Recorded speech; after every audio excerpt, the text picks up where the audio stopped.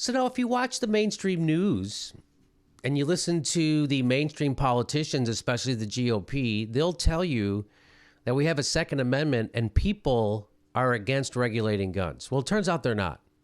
But what about are gun owners against regulating guns? Because that's what they would have you believe. The NRA members and gun owners in America are against regulating guns. Well, guess what? Here's a survey.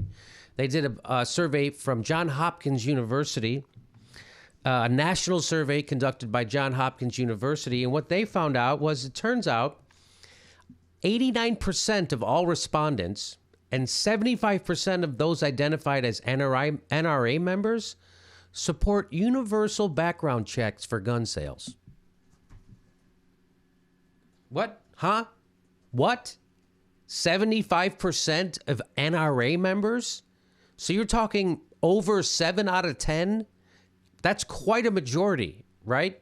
That's a bigger majority than Chris Christie got when he ran for re-election. 89% of all respondents. So that's what we've said before on this show, that 90% of Americans agree on something. That never happens.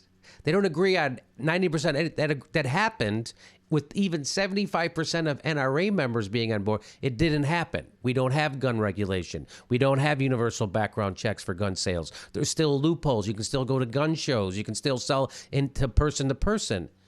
And so what does this mean? It means that the bought media doesn't tell you the truth. It means that our government's bought. That's why it kills me when Barack Obama comes on after every mass shooting and says we have to pressure our legislators, but he doesn't really say the problem. The problem is our campaign finance system, which allows the NRA to take money from gun manufacturers and give it to politicians. They buy them. So that's what Barack Obama won't say. Hey, our Congress is bought.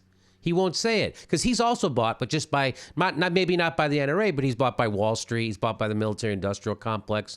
We've talked about it in other clips. Look him up. So that's kind of interesting. You don't hear that, right? Even gun owners are for universal background checks. So why would all the GOP be against it? Because they don't respond to their voters. They respond to their donors. Get this. 70% of respondents supported bans on military-style semi-automatic weapons and high-capacity ammunition magazines. 70%.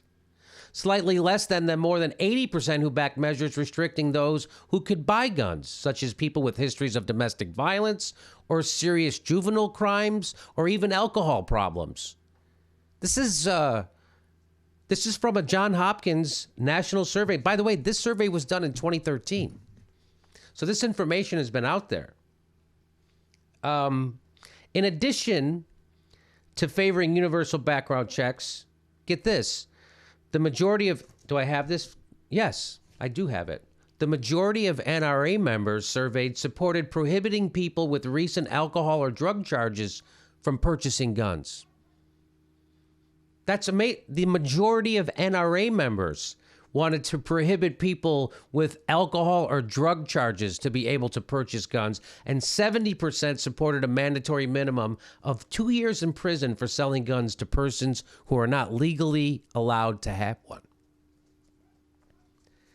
That's pretty good. So NRA members seem very sane, right? They seem like regular, normal people who like to have guns. But they understand we live in a society, there should be restrictions on it, and every maniac shouldn't be allowed to get their hands on them, right? Guess who doesn't feel that way? Their NRA leadership, because they don't care. They only care about the gun manufacturers. So we have a legalized bribery system set up in America, and that's what the president won't say when he comes out the next time there's another mass shooting, which it'll probably be next week. Let's remember, we've had more mass shootings this year than we've had days. All depends on how a mass shooting being considered a shooting where 4 more people were shot. That's considered a mass shooting. I would consider that a mass shooting. I would consider 2 people. Anyway, so let's just remember that. And when the Barack Obama comes out the next time, he's not going to mention why this isn't, why we don't live in a representative democracy anymore. We live in a bought democracy, which, remember, Dylan Ratigan told us that, and then about a couple of months later, he was off MSNBC. Remember that? Remember he went on that rant about how they were have a bought Congress?